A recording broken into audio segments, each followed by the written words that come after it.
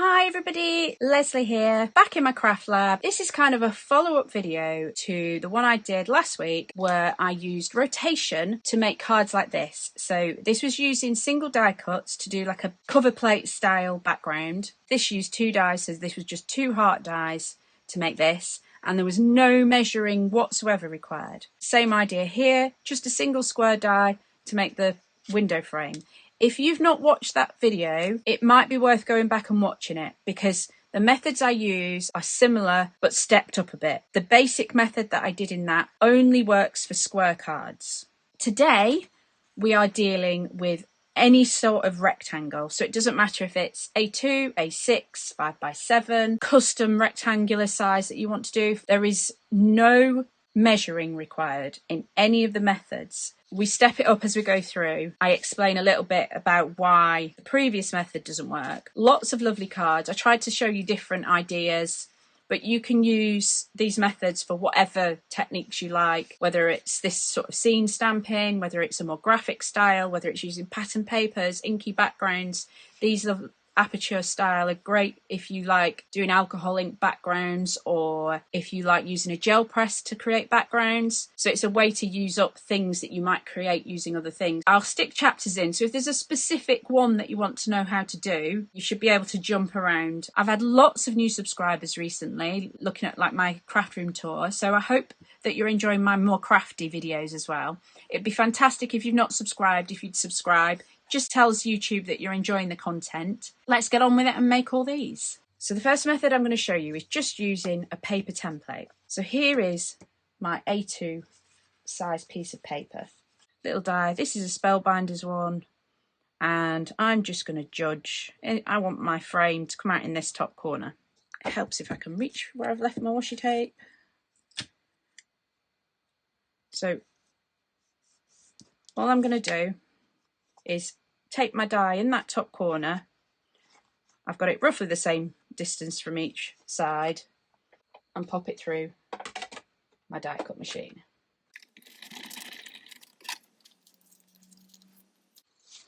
So there's my paper template, and when we were doing this with squares, all we would do was rotate and line it up to that side. Now it should become immediately obvious to you that this is not going to work. So what we actually need to do is do our first one, and then we are going to rotate this and do the opposite diagonal, because obviously it will work. So it will be an even spacing, the same space from that corner as it was in this corner. So we're going to rotate and do the diagonal. So we're on the opposite diagonal corner.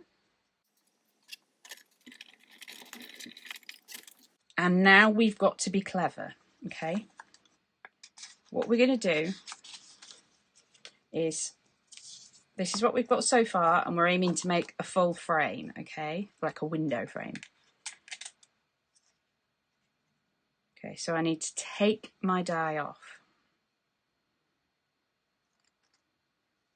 I'm just being careful not to rip the tape. And then I'm going to flip my template.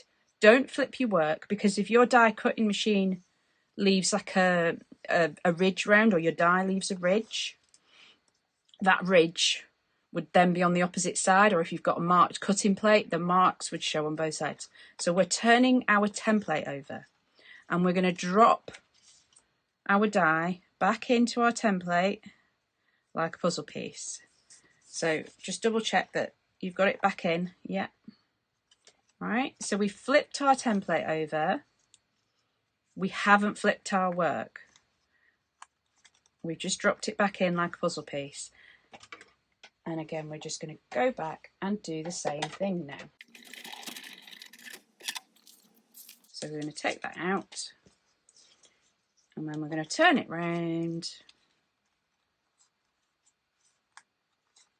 and do the same thing. So again, we're doing now the opposite corner, which will be the last one that's uncut. So at no point have we turned our work upside down.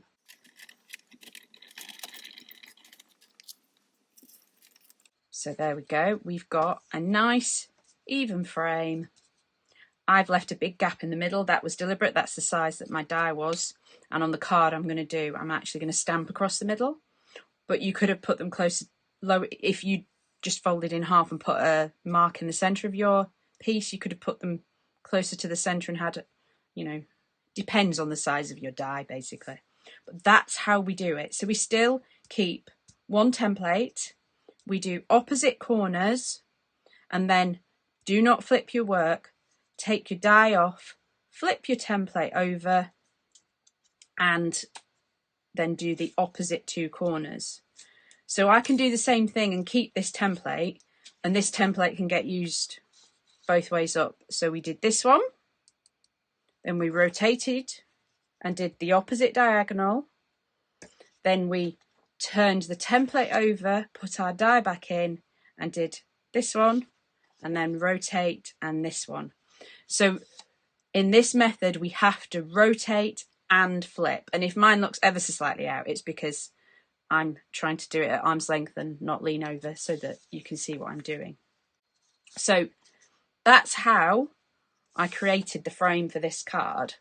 All you need is a paper template that's exactly the size of the panel you're using. So in this case it was 4.5 by 5.25 because I'm doing an A2 sized card in this case. Before we finish up that card, I thought I would show you with a different shape. So at first glance, these two look okay. This one looked great, but have a look here and here. So if I layer these together, hopefully you can see that these two line up beautifully, but then these two don't. So this is what happens. Sorry, helps if I pick up the right one. This is what happens if you do not flip your template. Even though I'd got that fairly well lined into the corner so that it would work when I rotated it, it's still a little bit out. You can reuse your paper template and you could have a different shape in every corner if you wanted to. Get my star die, pop it on my template. I'm just making sure that it's going to land in this top corner, so it's not going to go past the halfway point, so it needs to be quite close. I could do it straight, but my stars will end up upside down, which is something we're going to come to later on in another example. So we're just going to make sure that our bottom panel and our template on the top don't shift. So if you want to, you can always put a tiny bit of tape around just so that you know they're not going to shift. I've got a magnetic platform in my die cut machine and they don't shift much, but it depends on your machine. So we leave our die in to start with.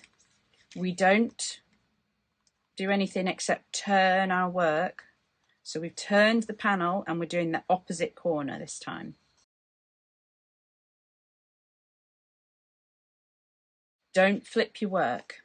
Take your die off. So our template, this is the right way up. Turn your template upside down. And you want to drop your die back in like a puzzle piece. We're going to pop that in there. And again, if you want to put tape, just to make sure it stays on there. Keeping it the same way. Let's rotate, pop it on there.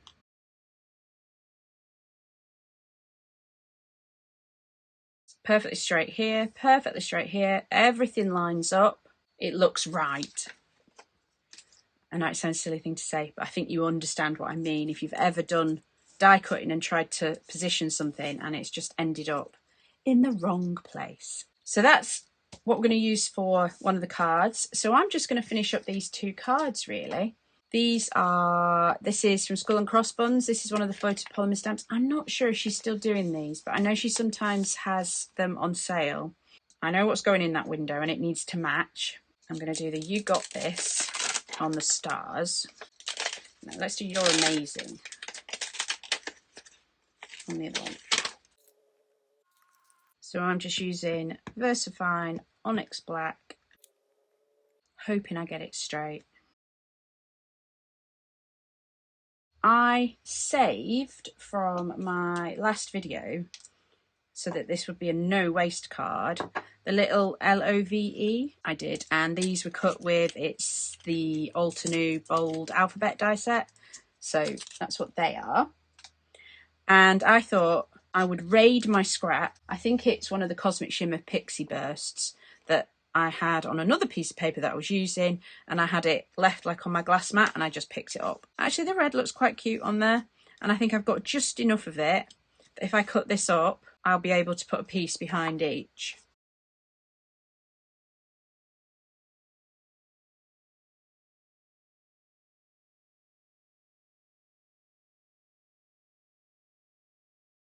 So there we go, simple card that used scraps from a previous card for the letter cutouts, and something I had with all that extra smooshed up ink that I just had in my bits box. So that was a successful. All I need to do now is stick that onto a card base, and that one's ready to go.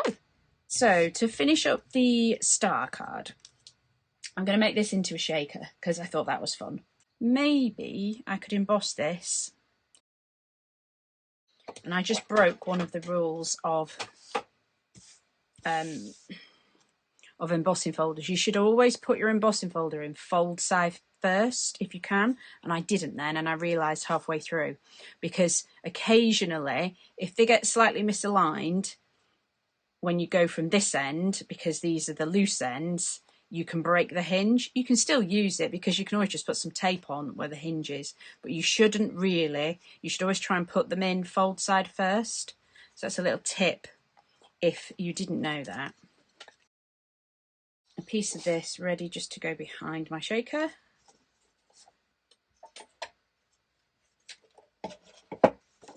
And I'll just make it a smidge under 4 1/4 by 5 1/2. This isn't actually acetate, this is laminator pouch that's stuck together, which is a leftover from me doing something else.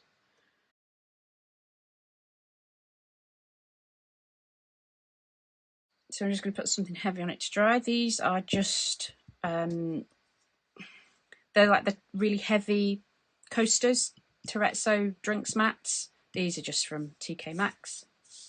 So these are really fun. They're like little tiny clay stars, and these came from the Works in the UK, and the colours kind of match my paper. I'm going to use my quite thick shaker tape because there's a fair bit of dimension to those stars, and they're the same as the hearts that I used in my last video. And I found with those that things tended to they tended to get stuck if I used the thinner stuff.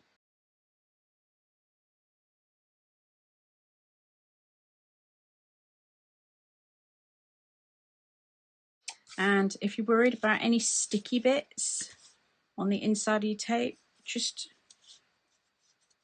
give your anti-static powder bag a little run round, and then things shouldn't stick. I don't think these confetti bits will stick really anyway. And then if you've got like a clean, dry microfiber cloth, just wipe any excess powder out.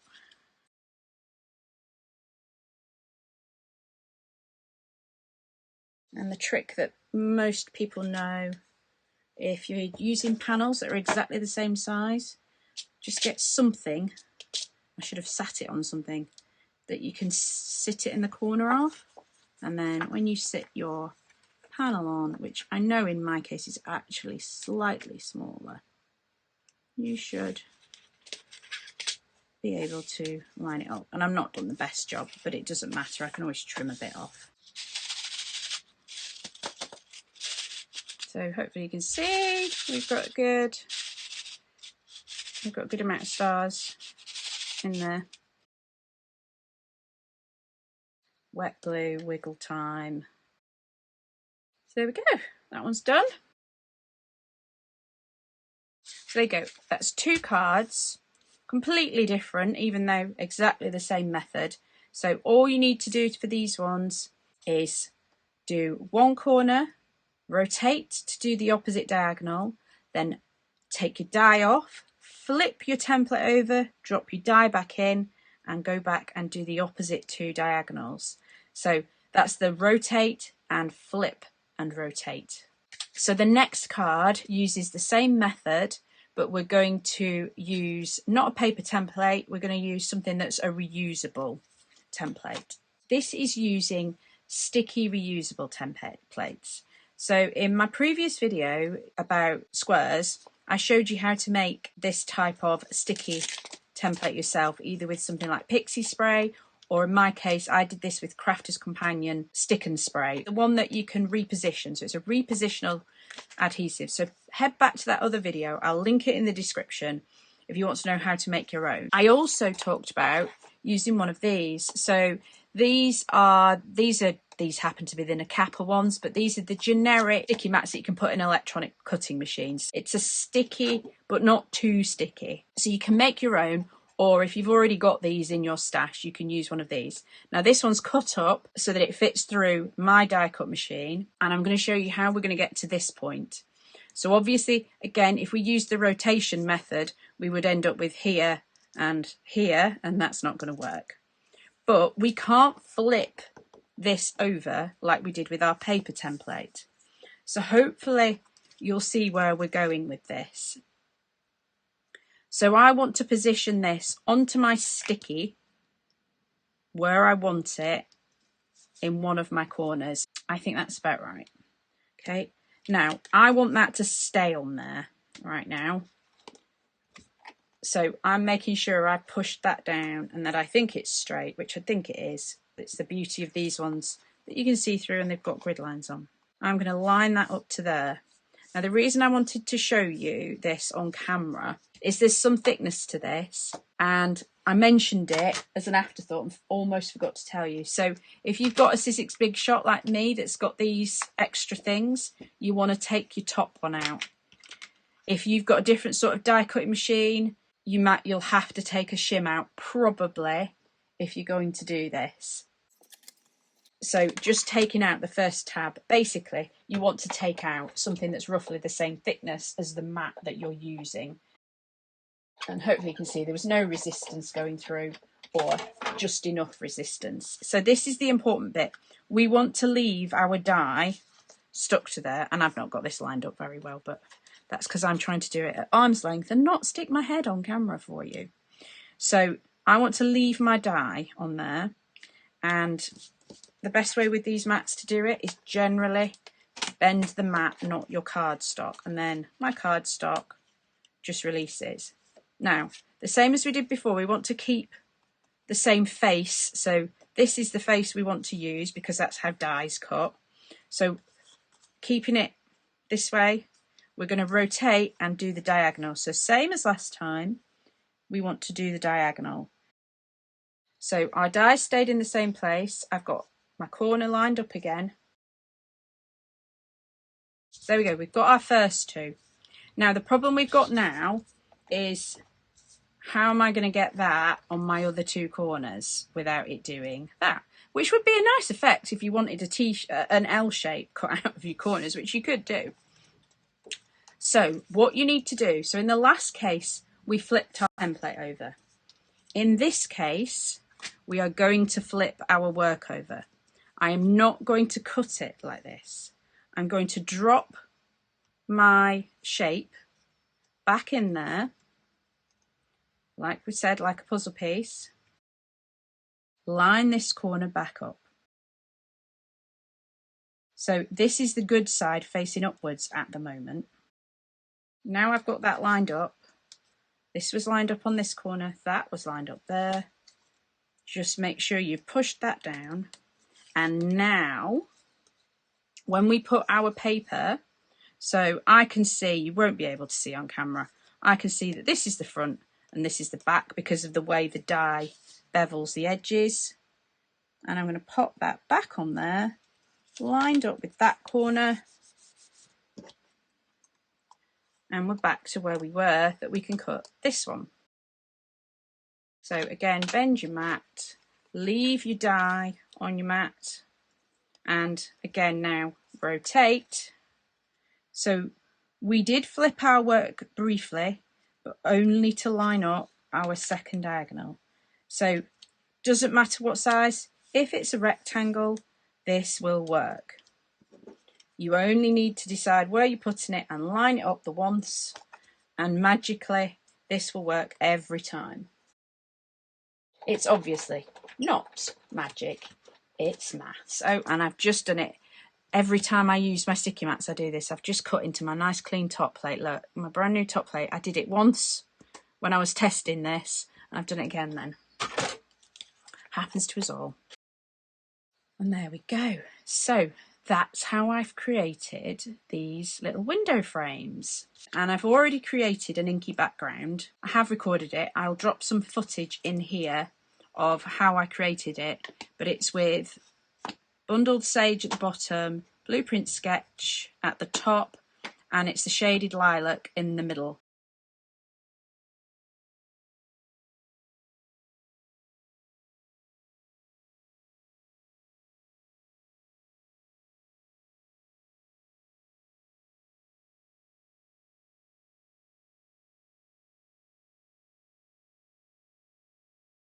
I just created that ahead of time so that this was nice and dry because I want to stamp on top of it. I pulled out, this is a Crafter's Companion wood grain embossing folder, but it's an odd size. It's not quite big enough to do this. So I thought what I'd do is kind of do a centre section and then do the other section. I think I would have preferred the wood grain going in the other direction, but it's not too bad that way. You can see that it's what it's supposed to be, I think. I was contemplating putting a little bit of ink on top. I think I'm just going to leave it white. I think there's just enough texture in person that you can see it and tell it's wood grain. I'm going to use some of my lovely Lavinia stamps. I put out the cobweb, the tree and the hares that I've got, and I can't remember the names. I will, off the top of my head, I will list in the video description the names of these stamp sets, because Lavinia is pretty good and they don't seem to retire stamps very often. Something like that. If this top corner looks too blank, that's where the cobweb was going to come in. My VersaFine Onyx Black. I'm quite happy with that. We could always add a greeting if we wanted to up there. And just to give a shadow, I think, round our window frame, I am just going to lift it up on some foam tape. This isn't as thick as what I used on the shaker card. This is thinner. So I'm just going to put some of the same bundled sage. To do this, we'll just make the tree all a bit more uniform in colour.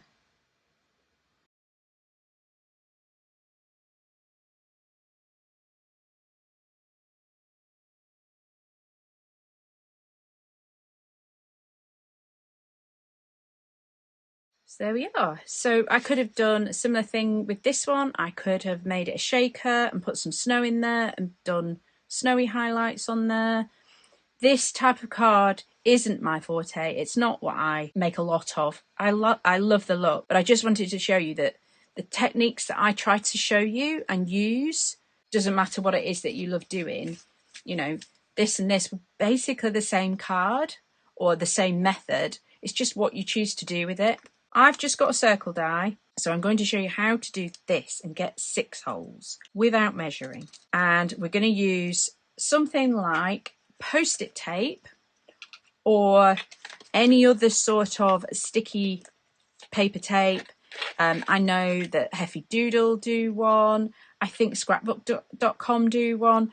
But any sort of sticky paper tape that is wide enough to hang onto your die in the position you want it in. I could do this straight into my card blank, but I'm not going to, but only because my card blanks that I've got out today are really flimsy ones. So I've just got my piece of card that's cut to the same size that I want the front of my card to be.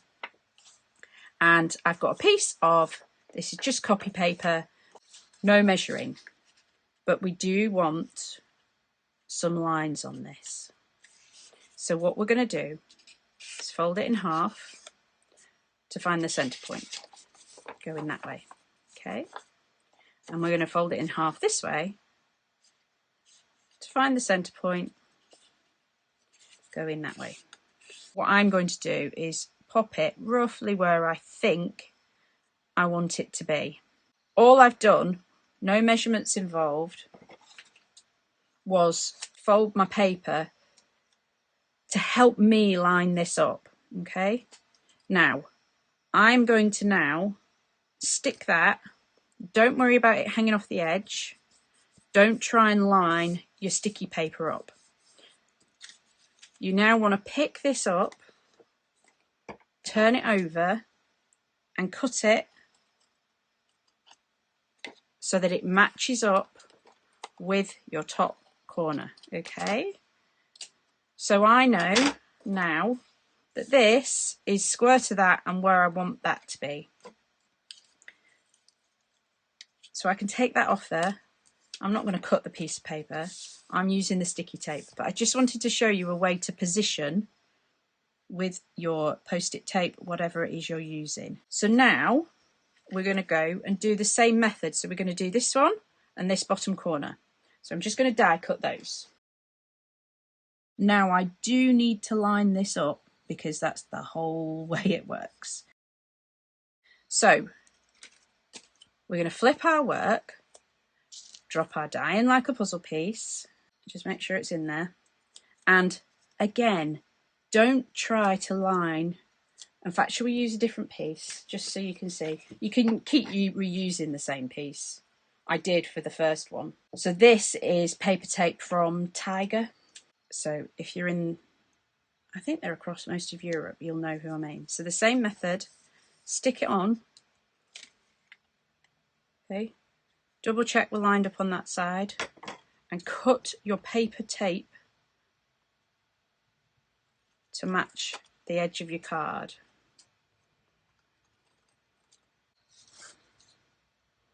So I know it's this corner. Now make sure your work's the right way up. So in my case, it's with the stitch detail showing, and pop it in to that top corner. And we're just going to go and do the same thing and cut this one and the opposite diagonal. Yep, the Tiger paper tape works just as well. This time we do need to line this up with this top corner, and actually it being coloured tape probably makes it a bit easier so I can see where I'm going. But I'm trying not to get my head in shot too, so mine probably won't be as perfect as you can do it at home because you can look straight from above. Don't take it off the tape this time. You're now thinking, well, how do I get those centre ones? So I know that this side is the distance away from this edge that I want. What I did was I just used my template that I've got, my fold line, lined it up to that edge and eyeballed it. Now you can pull your tape back and check the distance. I think that needs to go up a bit because in this case it's just this side of the tape that we're trying to get lined up between the two. So again, I'm trying not to get my head on camera so you can see what I'm doing, but it would, so I'm lining this cut side of the tape, which we know was lined up to this side. So you could either use, like I say, something to line up the middle, depending what shape you're using, you could, you know, use it that way. But because I've got, it fits between the two quite well. Depends what size die you're using, but there is a little bit of eyeballing just on the height to even the height between the two. But the distance in from this side, you should be able to do using the tape, which is why I said don't take it off. So I can use my straight edge to line that side up. So all I need to line up is the height. So that is how I got 6 circles with even spacing across my card, just using low tack post-it tape, paper tape. So all I used this for was just to give myself some guidelines. Didn't cut it, I used the paper tape. If you used a paper template and you cut through to get this one and make sure it was the same as this one, you could fold it over, which is what I'm going to show you in the next you'll see that's on the next card. This one works quite well for things like circles and squares that are fairly uniform shapes. To finish this card up, I'm just going to chop some of my card blank off. I'm going to glue this first so it's got time to dry. I'm actually going to stick a piece of acetate here. My plan had just been to do some rainbow onto the circles, so I've pulled out rainbow colours in my Catherine Pooler inks just because these are my juiciest inks. This could be any ink, and I've learnt my lesson from last week. I spent, honestly, 3 days with red ink under my fingernails that I could not get out.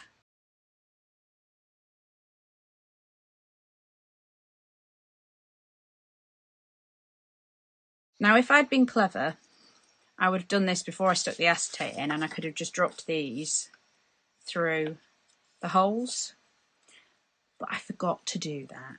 We're going to go with this method. This method being hold it in place, flip it over, make sure it's in the right place, which it is. So that works.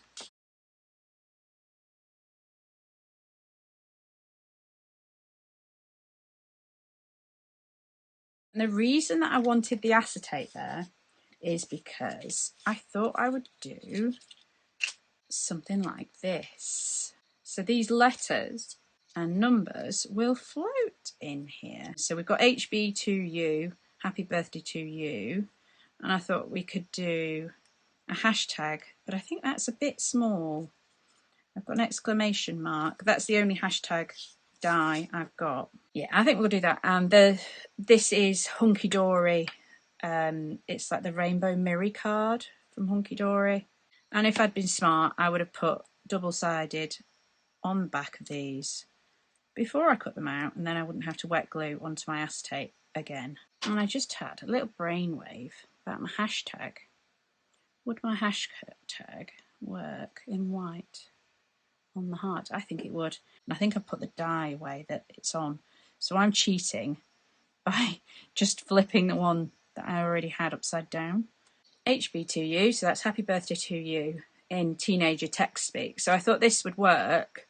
You know, you could do anything on the circles behind, and they obviously float and the circles stay.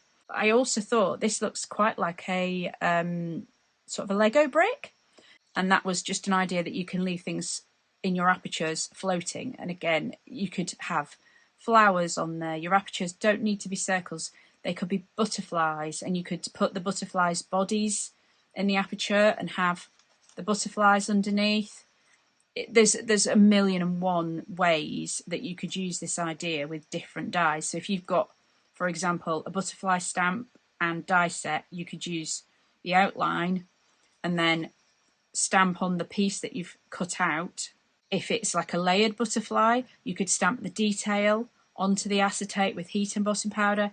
There's just thousands of ideas that you could use this with. We're going to step it up a bit. We're going to deal with the fact that things end up upside down. So circles and squares don't matter, or rectangles, but obviously something like a heart does. So you're going to go back to a paper template. We're looking at the stars. So if we do the rotate method, or the rotate and flip method, so we've gone that star there, and we've done rotated and done that star there, and you'll see I stuck the star kind of straight, pointing upwards on this one rather than at an angle. So we've done that star there, then we would rotate our template to do this star here, and then rotate and do this star here. Now it doesn't matter too much for a star. These ones are the other way up. If I'd wanted my stars all to stay the same way up, so all be pointing upwards, that method clearly won't work. It becomes more obvious with a heart. If you don't care that your heart's upside down, you can do that method. But I thought I would show you a way, again, with no measuring on any size rectangle, how to keep your hearts the right way up. And I thought I would do a 5x7 card. So now I've got my 5x7 card paper and my 5x7 panel that I'm going to do the cutting out of. You could do this again, you could do it directly into your card front, whatever it is you want to do. We're going to fold our paper template. And we're going to fold it in half, like we did when we were putting the 6 circles on. But this time, we are going to use this folded piece of paper, okay? And I want you to make sure that those folds are in there really well and that you're not going to lose them and that they're pretty accurate. Okay, so hopefully you can see that. No measuring, just folding. So I'm going to decide where I want my heart and I'm going to stick it down. And as we've done before, that's our first cut. If I was to do the rotate method, the heart would be upside down. So what we're going to do to get it in the same place here is fold it in half, and we're just going to cut through our template. The reason I'm not going to line this up to this corner and cut here is if I haven't got my spacing exactly right, if you can imagine that this piece here is a distance from that edge. This piece here, I might not have eyeballed that exactly right. So if I use this edge, it wouldn't be right. Trust me, I've done lots of experiments to check this. That's why it's my craft lab. So I'm just going to cut my template, okay? And now I can move my heart over to here and cut this one. You can line that back up, line up all of our edges again, and then this distance here and this distance here are going to be exactly the same, and the height will all be exactly the same. So hopefully you can see that they're the same distance here. So it wouldn't have mattered if I'd not got them exactly centered on my template. So now we've got our 2 hearts. To do our bottom 2, we fold our template again, line it up at the bottom, line it up at the sides, and we can run that through our die cut machine. And should I have done this one before I moved my heart? Yes, absolutely. So I should have done this one and then moved my heart shape. All we're going to do is move it back to the first position. So again, if you're not confident that it's going to stay where you put it, just like I say, pop some tape on. And this is why I said make sure that you've really burnished those fold lines before you start. And that is how we don't get them upside down. So your template will be upside down, but your card won't. So I was just going to do something really simple on this. I could make this a shaker. I could do whatever I want. I think I will pop off screen and finish this one up. And just because it satisfied my mathematical brain, I just lined up the triangles with the points on the hearts. And looking at that on the black, I don't think I'm going to do it off the sides, but I think I'm just going to trim a little bit off the top and the bottom and put a little black mat. It's got the nice little black line, top and bottom, which ties in with my stamp in the middle. But I could have done anything on that.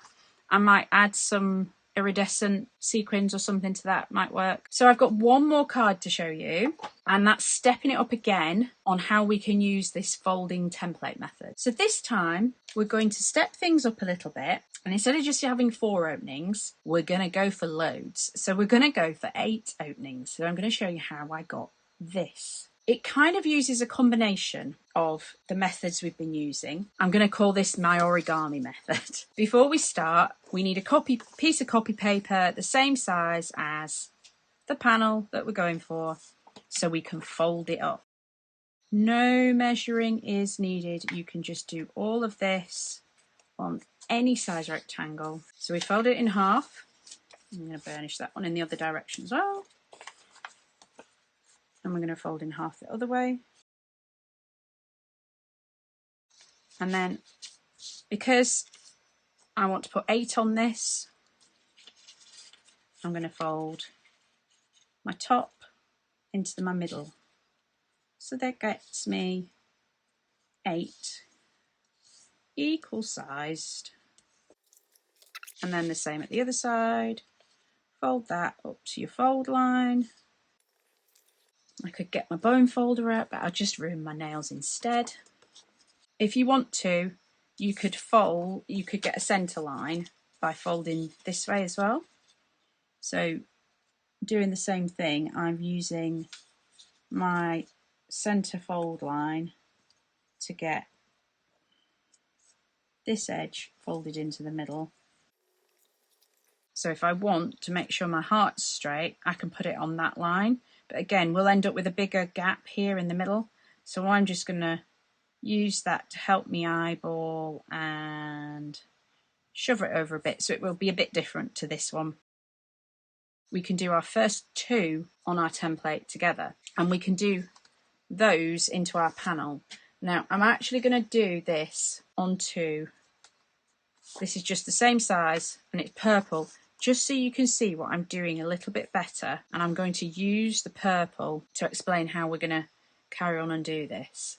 So we can do our first cut with it folded. What I did to create a template that I could use over and over again was use my folded one to mark some lines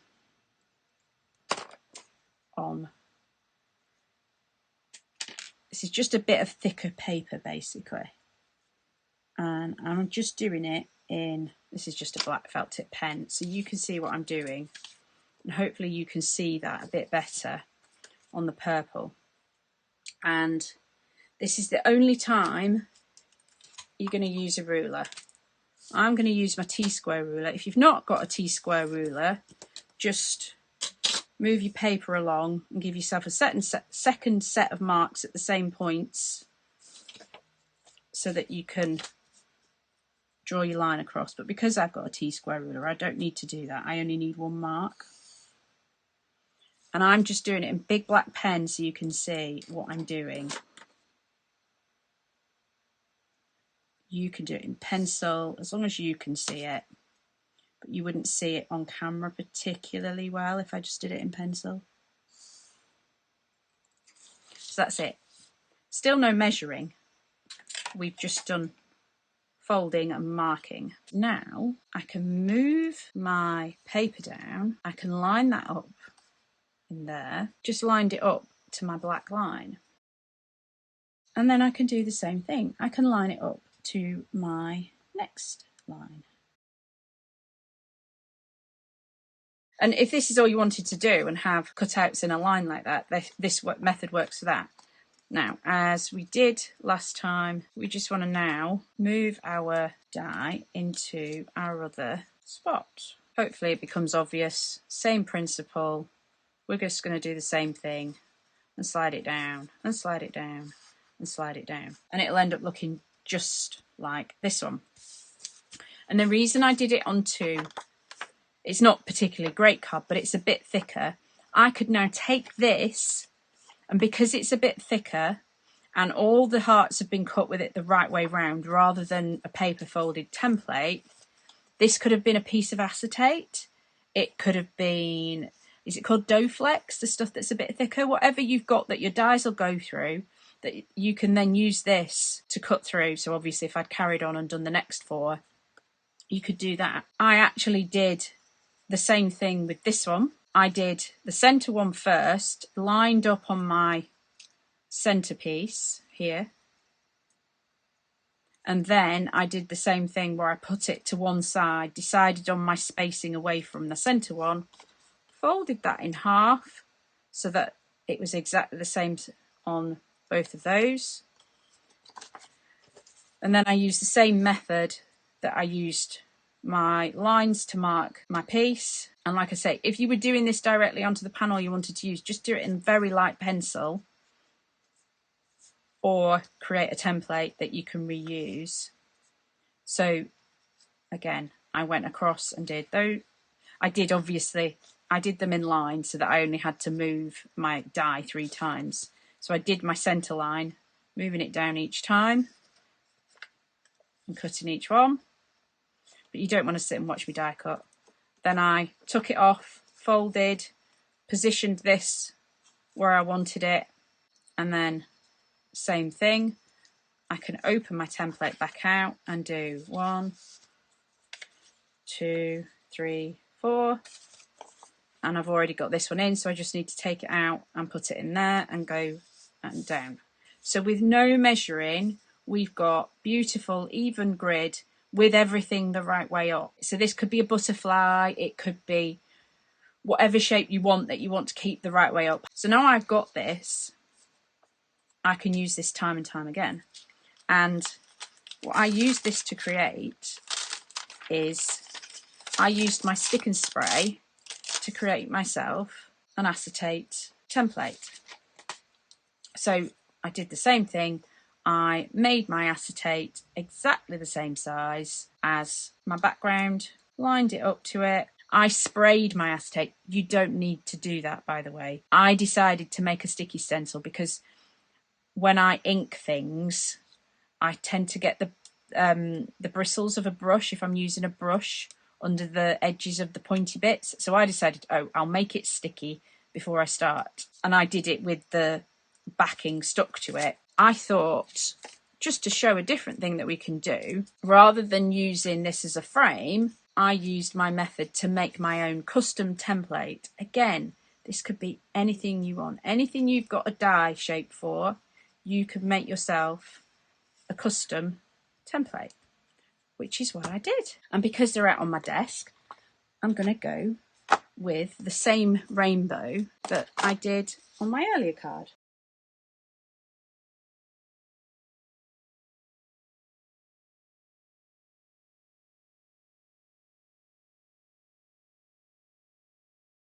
And this is always the magic bit.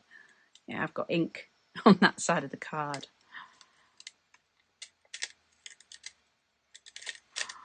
Best bit, isn't it? How cool is that? So that was my own homemade stencil. And stencils like that cost what? £5, £6, something like that. I've managed to go off the edge. I should have put some tape down the edge, but actually it's quite a cool effect. I've almost got a rainbow running down the edge there. But I could have solved that just by putting some masking tape on the edge. Although we were doing apertures, I've just made myself a completely reusable template. If the repositionable stick and spray, I found I can wash it and it stays really sticky. So I can spray that with water. You can still see it's still a bit rainbow coloured, but I can spray that with water and it won't affect the stick on the other side. And I can clean that off and reuse that and reuse it and reuse it. So I'm going to do You Got This. And the reason I'm doing You Got This is because my daughters are both doing in exam years this year. So I've got one doing GCSEs and they're both doing their mocks at the moment. I've got one doing GCSEs and one doing A-levels. Just want to get this straight across the middle. So I've got double whammy of exams, GCSEs. So my younger daughter will be 16 in March. So that's the exams we do at 16 in the UK. Oh no, look. That's where all this ink's coming from. I've got it on me. So I've just put even more yellow ink down the bottom, but you get the idea. But yeah, so my younger one's 16 doing GCSEs and my older one is now 18 and doing her A-levels. So she'll be off to university in September, hopefully. And they're both doing their mock exams.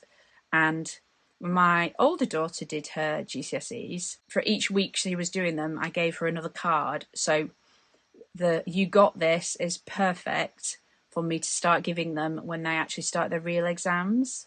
So I'm going to need probably at least 8 encouragement cards this year. So if you see a lot of that sort of card from me, that's why. A completely flat, no dimension card. Again, I could come back and put some gems on this. 6 cards, gone a bit over the top. So that was 6 cards today. Lots of different things going on with different methods on how we make them. I will pop a load more photos of these with better pictures on my blog. That's at www.handmadeinwindsor.co.uk, and in the top corner it'll just say blog. So there'll be more photos there. And yeah, if you could like, subscribe, share, all that lovely stuff. It always helps us little creators. You're just telling YouTube that you're enjoying our content. So thanks for watching, and I will see you again soon with another video. Bye for now.